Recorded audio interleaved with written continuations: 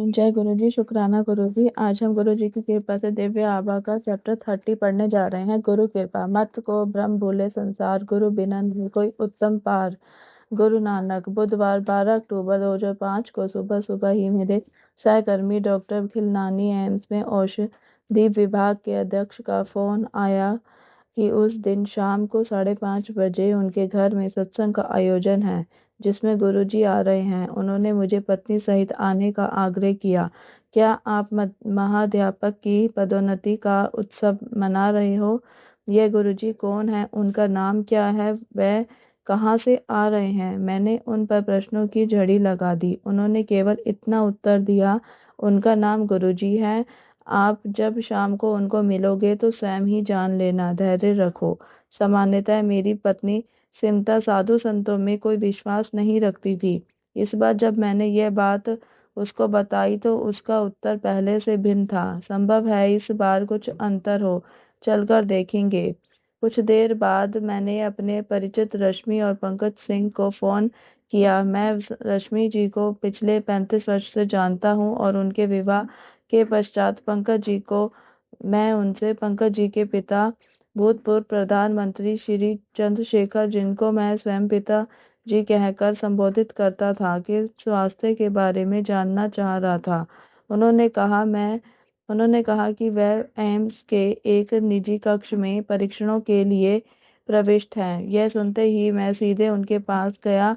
वार्तालाप करते हुए उन्होंने गुरु जी से पहले दर्शन के संस्मरण सुनाए। उन्होंने यह भी बताया कि वह नियमित एम्पायर स्टेट में स्थित गुरुजी के छोटे मंदिर में जाते रहे हैं। कैसे गुरुजी ने उनके जीवन का दृष्टिकोण ही परिवर्तित कर दिया है और कैसे उनके दया से पिताजी का स्वास्थ्य सुधर रहा है। क्या आप डॉक्टर खिलनानी को जानते हैं? रश्मि जी ने पूछा। मैंने उनसे इस प्रश्न का कारण जानना चाहा क्योंकि उनका नाम अभी तक अपनी बातचीत में नहीं उभरा था। रश्मि जी ने उत्तर दिया, आज शाम को उनके यहाँ सत्संग है और हमें गुरुजी को उनके घर लाना है। मैंने आतुर को आतुर होकर मैंने आतुर होकर प्रश्न किया कि यह गुरुजी कौन है और उनका नाम क्या है? रश्मि जी ने मुझे धैर्य रखकर शाम को स्वयं ही सब जान लेने को कहा। मैं यह प्रसंग इतने विस्तार में इसलिए सुना रहा हूँ कि कार्य समय आने पर ही पूर्ण होते हैं। जब तक गुरुजी नियत ना करें उनके दर्शन संभव नहीं है।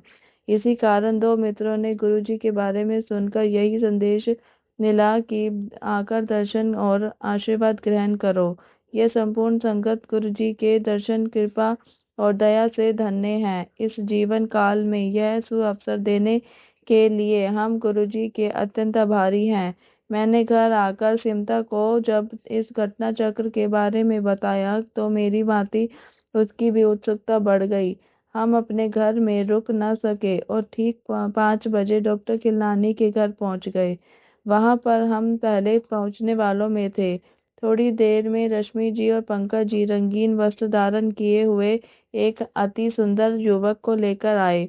वह तेजी से चलते हुए अंदर आए और उन्हें एक अति शोभनीय कुर्सी पर आसीन किया गया।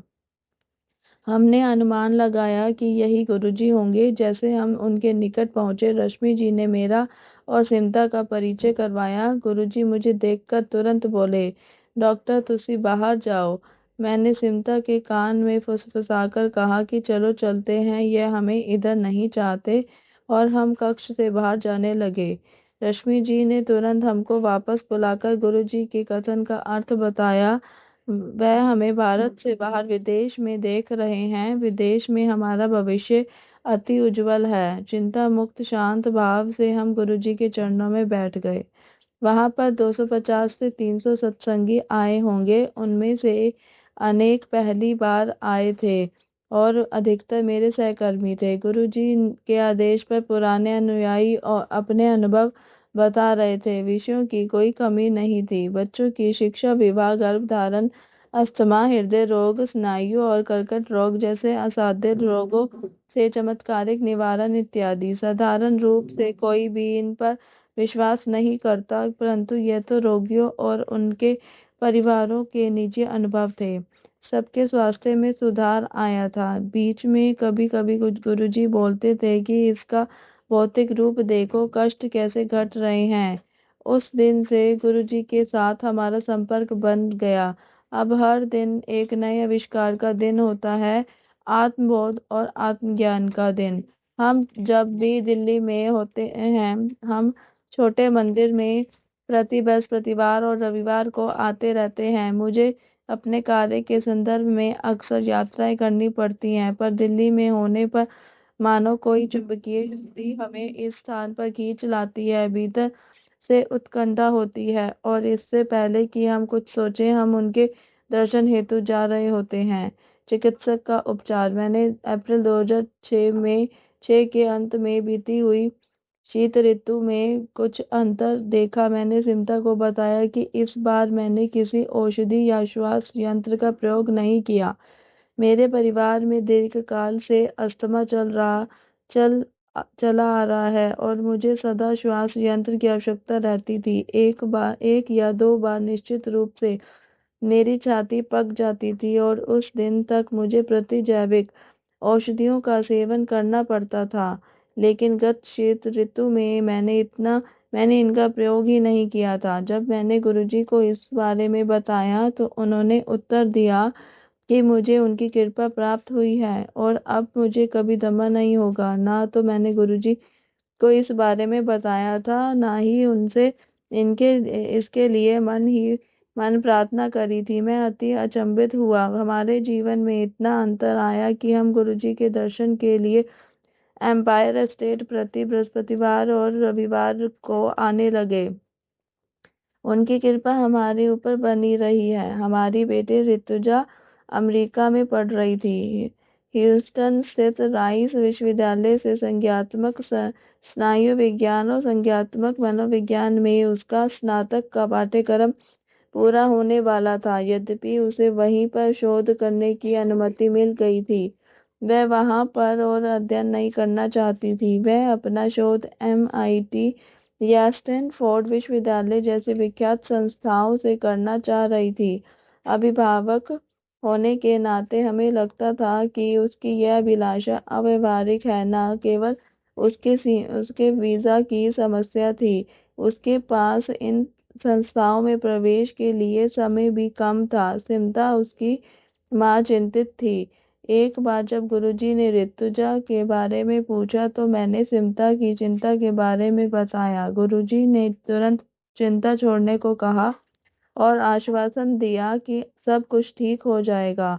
उन्होंने पूछा कि मैं अगली बार अमेरिका कब जा रहा हूँ। उसके बाद स्नातक अधिवेशन में उपस्थित होने के लिए मैंने मई 2006 में जाने की योजना बनाई हुई थी। उसके बाद हमें यह देखने का अवसर मिला कि गुरुजी के आशीर्वाद प्राप्त होने के बाद कैसे एक के बाद एक घटनाएं अनावृत होती जाती हैं और सब ठीक होता जाता है। ऋतुजा अब बोस्टन स्थित MIT के मस्तिष्क और संज्ञानात्मक विज्ञान विभाग से शोध कर रही हैं। गुरुजी के पास आने के बाद हम श्रद्धालुओं द्वारा कथित वृत्तांत और अपने अनुभव समझने का प्रयास कर रहे हैं। हम गुरुजी के साथ क्या अनुभव करते हैं, संगत को सुनाए गए प्रसंगों की ऊर्जा, अपने को उसी पात्र में डालने की प्रक्रिया, प्रतिदिन ग्रहण किया हुआ लंगर रूपी प्रसाद, गुरु जी द्वारा सबको दिया हुआ आशीष, सब अनुभवों में अपने अंदर एक नवीन शक्ति, क्षमता आदि। संगत में पहुंचने पर चाहे कोई कितना भी थका हुआ हो, वह यहाँ से चलने पर अपने भीतर एक नवीन ऊर्जा प्रसारित होने का अनुभव करता है और भले ही कितनी भी देर हो जाए, वह रात्रि के उस काल में भी सुबह की भांति तरोताजा अनुभव करता है। और सबसे महत्वपूर्ण बात यह है कि गुरुजी के यहाँ सब समान है, धनवान या निर्धन, प्रधानमंत्री या चपरासी, पुरुष या नारी, शहरी या ग्रामीण, भारतीय या विदेशी। यहाँ पर कोई रीति रिवाज नहीं है। किसी भी सत्संगी से पूर्ण आत्मसमर्पण के अतिरिक्त कोई आशा नहीं की जाती। गुरुजी में निष्ठा और फल की आशा किए बिना विश्वास को ही तो आस्था कहते हैं। गुरुजी हमें सर्वश्रेष्ठ मनुष्य बनाने का प्रयत्न कर रहे हैं। यहाँ आने के उपरांत हमारा मिथ्या रूपी अभिमान समाप्त हो रहा है, हमारी प्रवृत्ति में भी परिवर्तन हो रहा है। हम उन्हीं घटनाओं को एक नए दृष्टिकोण से देखते हैं और मन को शांति प्राप्त होती है। अपनी आवश्यकताओं और लोभ का भेद समझते हैं। गुरुजी ने सुकर्म करने के विवेक का विकास किया है। हम गुरुजी के अनुयायी होने से धन्य हैं। हमने यह भी जाना है हमारे जीवन की मान्यताओं को बांटने से उनका मूल्य अधिक हो जाता है। विनीत होकर हमने अपने अनुभव अपने मित्रों और सहकर्मियों से बांटे हैं। हमारी जीवन यात्रा चल रही है और इसके लिए हमारे ऊपर गुरु कृपा है, उसके लिए हम उनके अति आभारी हैं। जय गुरु जी, शुक्राना गुरु जी। इसी के साथ आज का यह दिव्य आभा का चैप्टर भी समाप्त होता है। कल हम दिव्य आभा में पढ़ेंगे गुरु जी को एक सैनिक का अभिवादन। जय गुरु जी, शुक्राना गुरु जी। मेरी वॉइस में अगर किसी को अच्छा लगे तो चैनल को शेयर, लाइक और सब्सक्राइब करना ना भूलें। ओम नमः शिवाय। शिव जी सदा सहाय। ओम नमः शिवाय। गुरु जी सदा सहाय।